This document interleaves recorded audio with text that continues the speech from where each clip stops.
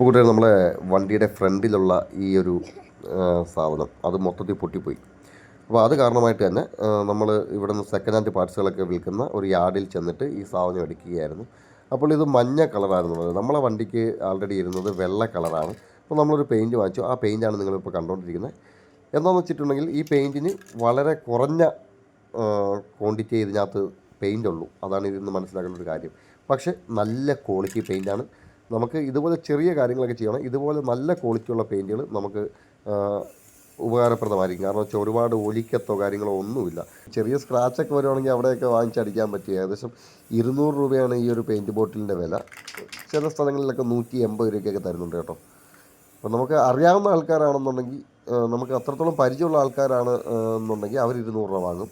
നമുക്ക് യാതൊരു പരിചയമില്ലാത്ത ഒരാളത്താണ് നമ്മൾ പോകുന്നതെങ്കിൽ അവർ വില അഡ്ജസ്റ്റ് ചെയ്തൊക്കെ തരും കേട്ടോ. അപ്പോൾ പരമാവധി നിങ്ങൾ അങ്ങനെ വാങ്ങാൻ ശ്രമിക്കുക. അറിയാവുന്ന പോലീസ് 4 അടി കൂടുതലിരിക്കുമെന്നാണ്.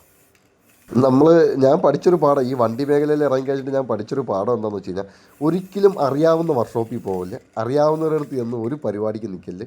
അറിഞ്ഞുകൂടാത്തവരടുത്ത് പോകണം. അറിയാവുന്നവർ നമ്മളെ അവർക്കും അറിയാം, അവർക്ക് നമ്മളെ അറിയാം. നമ്മളിച്ച് വില പേശുന്നവരാണെന്ന് അവർക്കറിയാം. അതനുസരിച്ചുള്ള വില ചോദിക്കാൻ അവർക്കും അറിയാം. അപ്പോൾ അതുകൊണ്ട് നിങ്ങൾ എന്തായാലും അങ്ങനെ പോകാൻ നിൽക്കല്.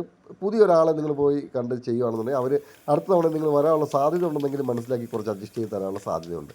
ഇപ്പോൾ ഈ വണ്ടിയുടെ ഈ ഒരു പാർട്സ് ഞാൻ വാങ്ങാൻ പോയപ്പോൾ തന്നെ അവിടുത്തെ വില ഏകദേശം അവർ പറഞ്ഞ വില 1500 രൂപയായിരുന്നു ഈ ഒരു ഫൈബർ പീസിന് വേണ്ടിയിട്ട്. അപ്പം 1500 രൂപ ഇതിൻ്റെ മൊത്തത്തിലുള്ള വില. ഓൺലൈനിൽ നമ്മൾ ഓർഡർ ചെയ്യുകയാണെന്നുണ്ടെങ്കിൽ ഇതിൻ്റെ വില 1600 രൂപ, 100 രൂപയുടെ വ്യത്യാസം.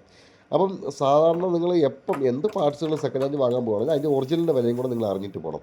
അപ്പോൾ ഞാൻ അവരുടെ അടുത്ത് പറയുകയുണ്ടായി, ഇത് 900 രൂപയ്ക്ക് ഇതിൻ്റെ ഡൂപ്പ് കിട്ടും, ഒറിജിനൽ സാധനത്തിന് 1600 രൂപയ്ക്ക് കിട്ടും. അപ്പോൾ നിങ്ങൾ ഈ ഡൂപ്പിൻ്റെ എങ്കിലും വില പറയാതെ നിങ്ങൾ ഈ ഇത്രയും പഴയ സാധനത്തിന് ഈ 1500 രൂപ പറഞ്ഞു കഴിഞ്ഞാൽ ഞാൻ എങ്ങനെ വാങ്ങാൻ? ഞാനും ഒരുപാട് ദൂരെ വണ്ടി ഓടിച്ച് വന്നതല്ലേ, ഒന്ന് അഡ്ജസ്റ്റ് ചെയ്ത് തരാൻ പറ്റുമോ എന്ന് ചോദിച്ചു. അങ്ങനെ അങ്ങനെ എൻ്റെ അടുത്തൊരു വില പറയാൻ പറഞ്ഞു. ഞാൻ പറഞ്ഞു 900 രൂപയാണ് എടുത്തോളാം എന്ന് പറഞ്ഞു. അങ്ങനെ 900 രൂപയ്ക്ക് ഞാൻ ഇതെടുത്ത്. 900 രൂപയ്ക്ക് കുഴപ്പമില്ല. പെയിൻറ്റും കൂടെ വാങ്ങിച്ചപ്പം 1100 രൂപയായി. പിന്നെ വണ്ടി അങ്ങനെ പാർട്സിൻ്റെ 900 രൂപയും പെയിൻറ്റ് വാങ്ങിച്ച് 200 കൂടെ ആകുമ്പോൾ 1100 രൂപ. അതുപോലെ വണ്ടിയിൽ എണ്ണ അടിച്ചൊരു 200 കൂടെ കൂട്ടുകയാണെന്നുണ്ടെങ്കിൽ 1300 രൂപയോളം നമുക്കിതിനായി കേട്ടോ. എന്നിരുന്നാലും കുഴപ്പമില്ല, ആവശ്യം നമ്മുടെ ആണല്ലോ. അവിടെ നമ്മുടെ ലാഭനഷ്ടങ്ങളെക്കുറിച്ചൊന്നും ഇവിടെ ചിന്തിക്കേണ്ട. എന്തായാലും വണ്ടി ഒന്ന് വൃത്തിയാവട്ടെ ഞാൻ വിചാരിച്ചു. വണ്ടിയുടെ ഈ ഫ്രണ്ട് പോയിട്ടുണ്ടല്ലോ, അത് പല്ലില്ലാത്ത അപ്പൂപ്പനെ പോലെ എന്നെ നോക്കി ചിരിച്ചുകൊണ്ടിരിക്കും. അപ്പം ഈ ഒരു മാസ്ക് അവന് വെച്ച് കൊടുക്കേണ്ടത് അത്യാവശ്യം തന്നെയാണ്. അങ്ങനെ ഇപ്പോൾ നമ്മുടെ പരിപാടി ഏറെക്കുറെയൊക്കെ പൂർത്തിയായിട്ടുണ്ട്. പരമാവധി നിങ്ങൾ ഇതുപോലുള്ള പെയിൻറ്റ് വാങ്ങുകയാണെങ്കിൽ ഈ പെയിൻറ്റ് തന്നെ വാങ്ങിച്ചോ.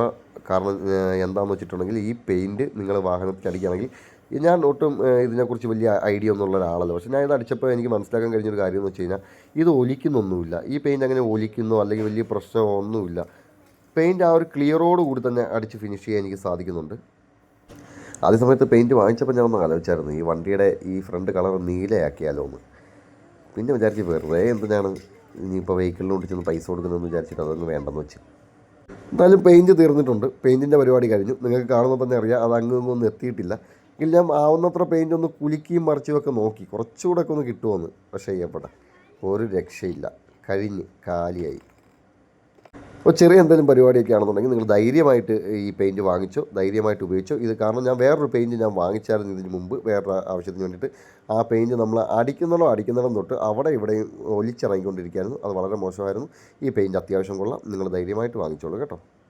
അങ്ങനെ നമ്മൾ ഒടുവിൽ വേറൊരു ബോട്ടിലും കൂടെ വാങ്ങിച്ച് നമ്മളെ പണി ഫിനിഷ് ചെയ്തു. അപ്പോൾ നമ്മളെ വണ്ടിയുടെ പണി ഫിനിഷ് ചെയ്യുന്നതിന് മുമ്പ് നമ്മളെ വാഹനത്തിൻ്റെ അവസ്ഥ ഇതായിരുന്നു. നിങ്ങൾ തന്നെ നോക്കി, എന്ത് വിഷമകരമായിട്ടുള്ളൊരു അവസ്ഥയായിരുന്നല്ലേ.